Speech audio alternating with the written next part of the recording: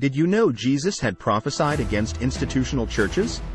In John 4:1-24, the Samaritan told Jesus our ancestors worshipped on this mountain, but you Jews claim that the place where we must worship is in Jerusalem. But Jesus replied, Believe me, a time is coming when you will worship the Father neither on this mountain nor in Jerusalem.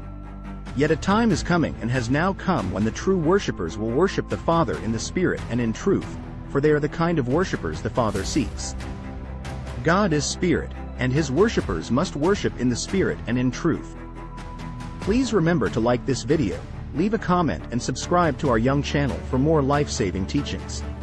Back to our topic, Jesus prophesied against the institutional church of today that is seen and defined as a place, a building or an organization. Zechariah 14:21 also is a prophecy against the practices of the institutional church. He says that, on the day of the Lord, there will no longer be traitors in the temple of the Lord of Heaven's armies. These are the traitors that Jesus removed in the Jewish institutional temple in John 4:1-24. Institutional churches are a deceptive weapon used by religion to plunge many Christians into religious denominations that divide believers by doctrines, practices, and makes them see themselves as owners of truth over other denominations. They teach people that the church is a temple or the place they must go to worship God. That is why almost everyone today has a physical definition of church as a place, a building, or a registered organization. The devil's objective is to keep them away from the truth that they are the actual church that God seeks to build and grow. That is why Jesus defined the building in John 2:21 as the temple of His body. When the leaders of the temple, in verse 19, asked Him what had given Him the right to scatter the money changers, Jesus answered and said unto them, Destroy this temple, and in 3 days I will raise it up. They replied, It has taken 46 years to build this temple, and you are going to raise it in 3 days. But the temple Jesus had spoken of was His body. Another problem with the institutional churches is that our modern worship meetings disregard the biblical way to conduct a worship service to God. Paul instructed in 1 Corinthians 14:26, 29-31, saying, What then, brothers? When you come together, each one has a hymn, a lesson, a revelation, a tongue, or an interpretation.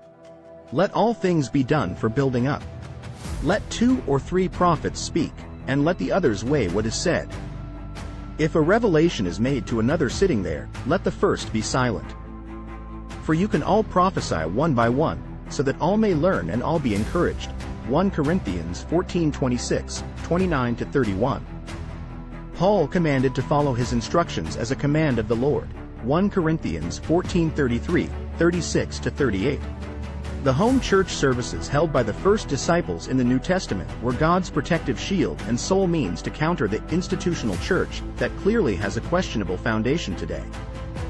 These faith-based institutions have become large concert arenas, money-making organizations with employees.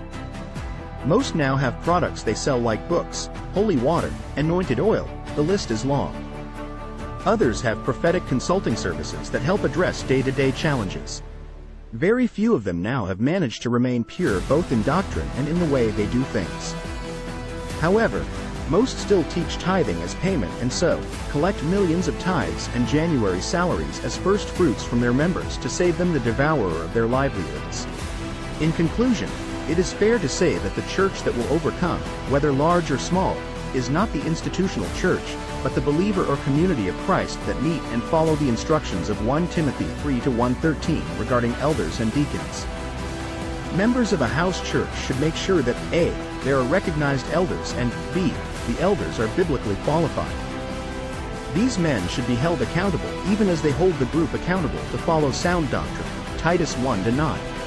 That is why Ephesians 4:11-13 says, And He gave some apostles, and some prophets, and some evangelists, and some pastors and teachers, for the perfecting of the saints, for the work of the ministry, for the edifying of the body of Christ, till we all come in the unity of the faith, and of the knowledge of the Son of God, unto a perfect man, unto the measure of the stature of the fullness of Christ. God bless you.